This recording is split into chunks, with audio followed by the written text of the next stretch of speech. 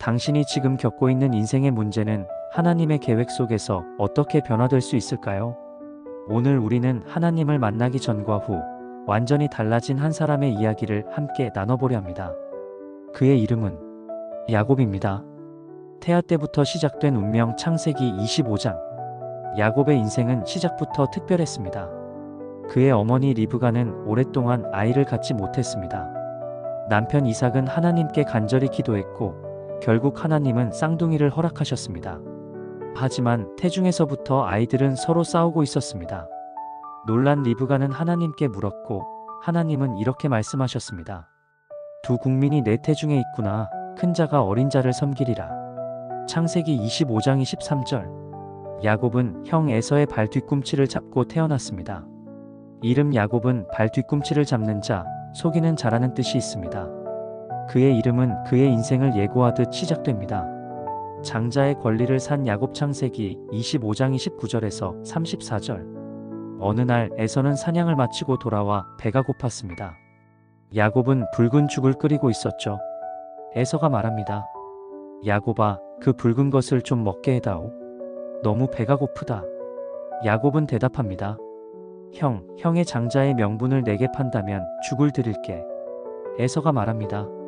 지금 죽을 지경인데 장자의 명분이 무슨 소용이냐? 그는 장자의 권리를 야곱에게 넘기고 음식을 먹었습니다.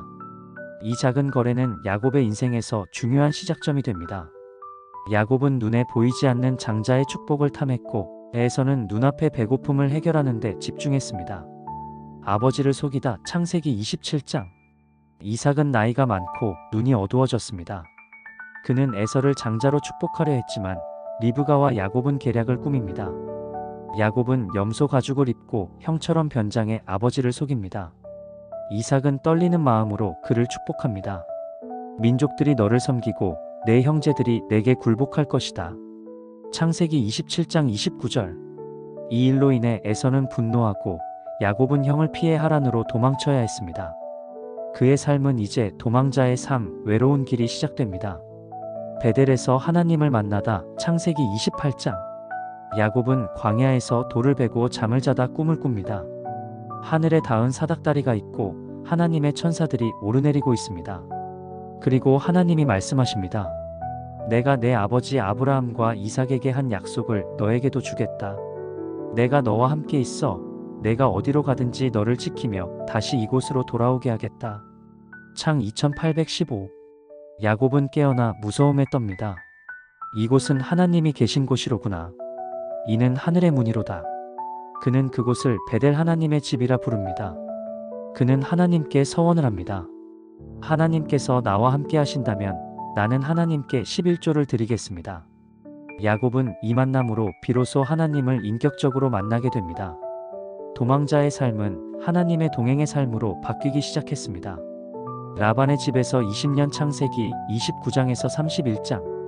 하란에서 야곱은 외삼촌 라반을 만나 사랑하는 라헬을 위해 7년을 일합니다. 그러나 라반은 언니 레아를 먼저 결혼시키고 야곱은 또 7년을 더 일해 라헬과 결혼합니다.